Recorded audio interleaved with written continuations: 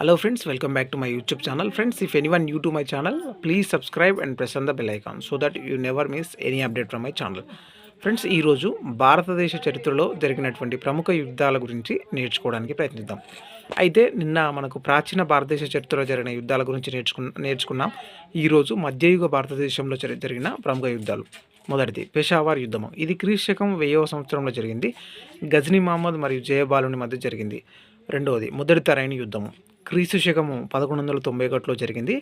ఇది గోరి మహమ్మద్ మరియు పృథ్వీరాజ్ చౌహాన్ల మధ్య జరిగింది. ఇందులో గోరి మహమ్మద్ ఓడిపోవడం జరిగింది.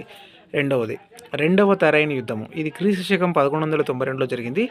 ఇది పృథ్వీరాజ్ చౌహాన్ మరియు గోరి మహమ్మద్కు జరిగింది. ఇందులో పృథ్వీరాజ్ చౌహాన్ ఓడిపోవడం జరిగింది. చివరగా చాందావార్ యుద్ధము. క్రీస్తు శకము 1194లో జరిగింది. మహమ్మద్ గోరికి మరియు జయచంద్రుడికి మధ్య జరిగింది. ఇందులో జయచంద్రుడు ఓడిపోవడం జరిగింది.